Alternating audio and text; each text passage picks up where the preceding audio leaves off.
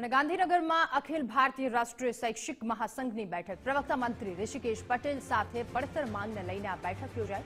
ગઈકાલે ભોપાલમાં મહાસંઘની બેઠક હોવાથી તેઓ હાજર ન રહી શક્યા। આજની બેઠકમાં ઓલ પેન્શન યોજના અંગે રજૂઆત કરવામાં આવી અને 7મા પગાર પંચમાં એચઆરયુમાં વધારાની માંગ પણ મૂકવામાં આવી। કેબિનેટ બેઠકમાં હકારાત્મક નિર્ણય આવે તેવી મહાસંઘને આશા છે।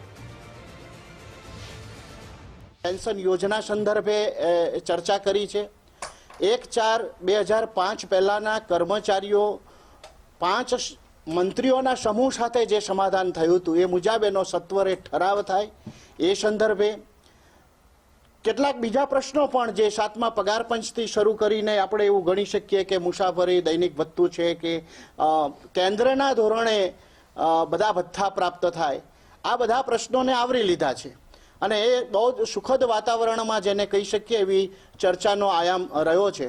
એટલે આશા રાખી રહ્યા છીએ અમે કે સાંજની જે કેબિનેટ બેઠક થાય એ બેઠકની અંદર ચારેક મુદ્દા ઉપર ચોક્કસપણે કોઈ નિર્ણયાત્મક રીતે કોઈ ઠરાવ આવશે અથવા તો એવું કહી શકીએ કે અમે આશા રાખી રહ્યા છીએ કે કોઈક હકારાત્મક પરિણામ આપણને જાણવા મળી શકે।